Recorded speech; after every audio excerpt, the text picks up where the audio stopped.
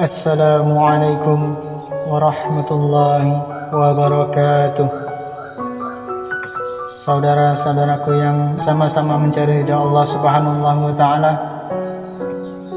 perlu kita sadari dengan sebenar-benarnya, kita renungi dengan sebenar-benarnya, dan kita tanamkan dalam hati dengan sebenar-benarnya bahwasanya kita ini hanyalah hamba-hamba Allah Subhanahu wa Ta'ala, tinggal di bumi Allah, di bawah langit Allah, siang dan malam, dalam nikmat-nikmat Allah dan rahmat Allah Subhanahu wa Ta'ala. Senantiasa kita berhajat kepada Allah Subhanahu wa Ta'ala dan berhajat dengan pertolongan Allah setiap waktu, bahkan setiap detik dalam kehidupan kita ini.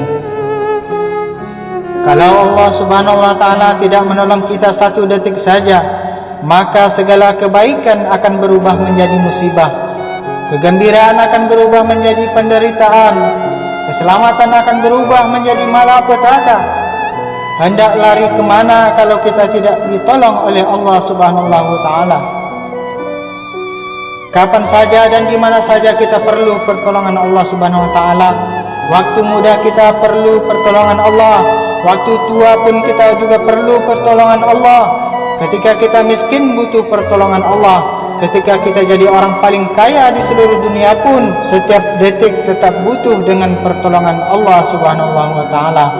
Maka keselamatan kita hanya dalam satu perkara saja, yaitu kalau kita ditolong oleh Allah Subhanahu wa Ta'ala, kalau kita diridhoi oleh Allah Subhanahu wa Ta'ala, kalau kita dirahmati oleh Allah Subhanahu wa Ta'ala.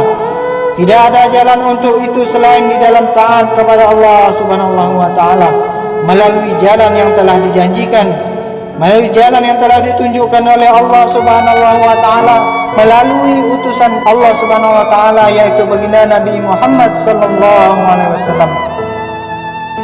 Baginda Nabi Muhammad sallallahu alaihi wasallam telah menyampaikan jalan ini kepada para sahabat radhiyallahu anhum.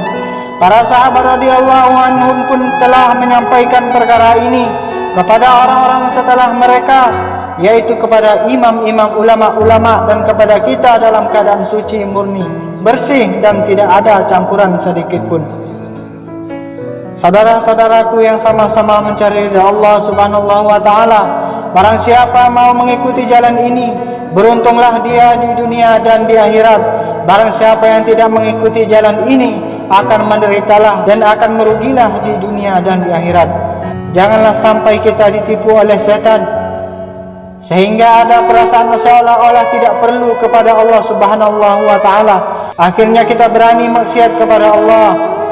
Bagaimana kita bisa maksiat kepada Allah Subhanahu wa Ta'ala sementara kita senantiasa butuh dengan pertolongan Allah Subhanahu wa Ta'ala?